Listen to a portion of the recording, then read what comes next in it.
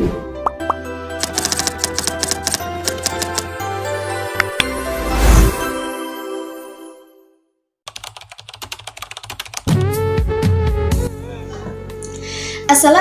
warahmatullahi wabarakatuh. Bismillahirrahmanirrahim. Alhamdulillahirrabbilalamin. Wassalatu wassalamu ala asyrafil anbiya'i wal mursalin wa ala alihi wa ashabihi wa ma tabi'ahum bi ihsani illa yaumiddin. Amma ba'du. Pertama-tama, marilah kita semua panjatkan puji dan syukur kehadirat Allah Subhanahu wa Ta'ala yang telah melimpahkan rahmatnya kepada kita semua. Kita bersyukur dapat berkumpul di pagi hari ini dengan nikmat kesehatan yang masih diberikannya. Tak lupa pula, sholawat serta salam semoga tercurah kepada junjungan kita Nabi besar Muhammad SAW, beserta para keluarga dan para sahabatnya yang mulia. Marilah kita awali tausiah hari ini dengan tema ghibah. Sebagaimana yang telah kita ketahui bahwa perilaku ghibah ini sering terjadi dalam kehidupan sehari-hari. Menjaga lisan dan perilaku suatu kewajiban bagi kita semua umat muslim. Rasulullah SAW mengatakan, jika apa yang engkau katakan memang benar-benar adanya, maka engkau telah berbuat ghibah. Namun jika tidak, maka engkau telah berbuat fitnah. Hadis riwayat Daud. Dari hadis tersebut, kita bisa menyimpulkan bahwa yang benar-benar adanya saja sudah termasuk ghibah. Apalagi dilebih-lebihkan, berbicara tidak sesuai fakta, itu sudah termasuk fitnah. Bahkan di dunia ini ada kata pepatah mengatakan bahwasannya fitnah jauh lebih kejam daripada pembunuhan. Maka dari itu, marilah kita semua jauhi larangan dari Allah Subhanahu wa Ta'ala, agar kita semua bisa masuk ke syurganya Allah Subhanahu wa Ta'ala. Amin, amin, ya rabbal alamin. Yang seperti ini seringkali kita jumpai di berbagai tempat. Salah satu contohnya di warung ya. Ibu-ibu lagi belanja sayuran ya kan, tiba-tiba diomongin, ibu itu emasnya banyak banget, lihat gelangnya sampai banyak gitu, cincinnya sampai 5 jari, uangnya dapat dari mana sih? Ngepet kali ya, gitu kan? Kadang ibu-ibu ada aja yang kayak gitu. Kadang orang nggak dikenal aja tuh digibahin. Nah, yang kayak gitu harus dikurang-kurangin ya. Selanjutnya di rumah tetangga, saya kadang kalau pulang sekolah nih suka banget ngelihat ibu-ibu kumpul di suatu rumah, ternyata bicarain anaknya tetangga. Anaknya dia kalau pulang malam banget pacaran kali ya, gitu kan. Jadi yang kayak gitu dikurang-kurangin karena bisa menambah dosa. Sebaiknya kita menambah pahala dengan cara menasehatinya. Jadi bukannya malah nambah dosa, jadi malah menambah pahala. Maka dari itu, marilah kita biasakan untuk menasehati seseorang yang menurut kita salah. Jika diterima ya alhamdulillah, jika tidak ya itu bukan urusan kita, gitu ya.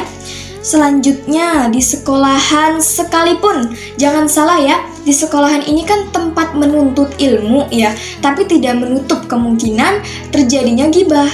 Karena saya sendiri masih sekolah nih, jadi saya tahu pembicaraannya apa aja ya, di sekolah ini obrolannya apa aja gitu. Salah satunya ngomongin guru. Kadang kalau guru ngasih tugas banyak, itu guru ngasih tugas banyak banget sih, kerjain sendiri sana, sebel deh. Nah, kalau kayak gitu termasuk ghibah. Dan teman-teman saya nih yang suka kayak gitu. Makanya semoga teman-teman saya ngelihat video ini nih, supaya mereka semua sadar bahwasannya ghibah ini sangat-sangat dilarang oleh Allah Subhanahu wa Ta'ala. Selain itu di handphone. Nah, ini dia nih. Ini di zaman sekarang ya, banyak sekali orang yang punya handphone. Karena memang ulangan aja tuh kadang kita harus pakai handphone kan. Makanya anak kecil aja sekarang enggak jarang kalau udah pada punya handphone, gitu kan. Salah satu contohnya adik saya nih. Adik saya kan main handphone.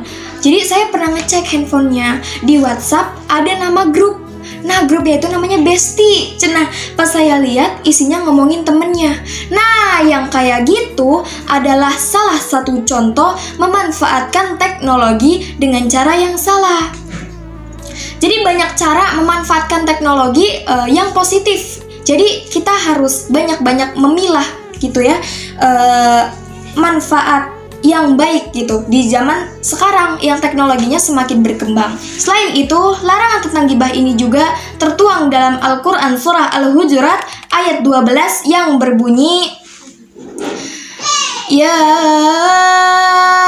ayyuhalladzina amanu jtanibu katsiran minadh-dhann Inna ba'dadh-dhanni ithmu wa la tajassasu wa la yaghtab ba'dukum ba'da ayuhibbu ahadukum ayyakula lahma akhihi maitan fakarihutumuh wattaqullaha innallaha tawwabur rahim.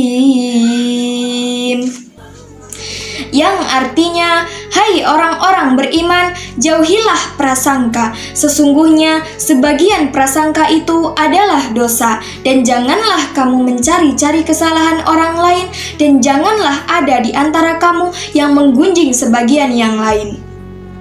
Apakah kamu ada di antara orang-orang yang suka memakan daging saudaranya sendiri yang sudah mati? Tentu kamu merasa jijik. Dan bertakwalah kepada Allah Subhanahu wa Ta'ala, sesungguhnya Allah Maha Penerima Taubat dan Maha Penyayang. Baik, semuanya, inti dari arti surah Al-Hujurat ayat 12 ini menjelaskan bahwa perilaku gibah ini diibaratkan memakan daging saudaranya sendiri yang sudah mati. Jadi siapa nih yang suka gibah nih? Diibaratkan seperti itu ya, menjijikan sekali. Maka dari itu, marilah kita semua jauhi perilaku tersebut karena sudah digambarkan semenjijikan itu. Betapa buruknya perilaku gibah hingga Allah Subhanahu wa Ta'ala dan Nabi Muhammad SAW melarang keras perilaku tersebut. Hal ini terlihat jelas dengan larangan gibah yang terdapat dalam Al-Quran dan hadis. Baiklah, saudaraku, mulailah jaga lisan dan perbuatan, karena sesungguhnya sependek apapun kata yang terucap dalam gibah bisa langsung menjerumuskan kalian ke dalam api neraka. Perbanyaklah istighfar, karena sesungguhnya Allah Subhanahu wa Ta'ala Maha Pengampun bagi semua umatnya. Baiklah, di sini saya mau jawab pertanyaan. Nah, karena di sini nggak ada yang nanya, jadi saya buat pertanyaan, saya jawab sendiri, nggak apa-apa ya. Jadi, kalau kita diajak gibah, bagaimana sih cara ngehindarinya gitu kan? Karena sebagian dosa biasanya tuh datang dari teman-teman nih, kadang teman-teman sendiri yang ngajak gitu kan. Jadi di sini yang pertama, segera mengganti topik pembicaraan jikalau pembicaraan mulai menyimpang. Jadi kalau yang awalnya kita lagi ngobrolin kue, bahas kue atau buku ya kan, tiba-tiba tahu nggak sih anak sebelah? Nah, kalau udah kayak gitu, sebaiknya kita ganti topik pembicaraannya. Tapi ingat ya, jangan sampai menyakiti hatinya juga. Jadi harus berhati-hati.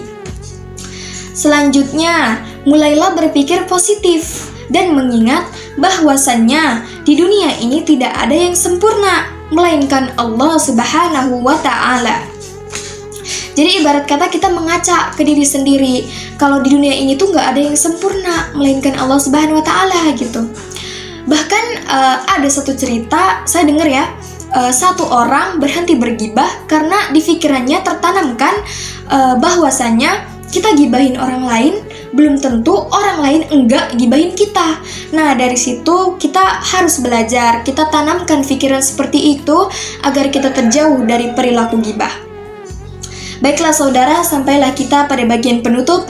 Atas segala hilaf selama bertausiah, saya memohon ampunan Allah Subhanahu wa Ta'ala, dan atas segala umpahan rahmatnya, marilah kita mengucap hamdalah, alhamdulillahirabbil alamin. Mari sama-sama berusaha istiqomah untuk mengikuti jejak Rasulullah Sallallahu Alaihi Wasallam untuk mencapai tugasnya, karena masara 'alad darbi wasalah.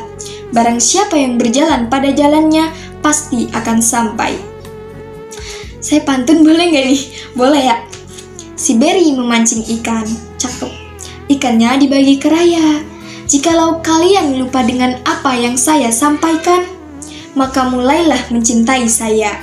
Karena sesungguhnya orang yang kita cintai akan mudah teringat segala-galanya. Wassalamualaikum warahmatullahi wabarakatuh.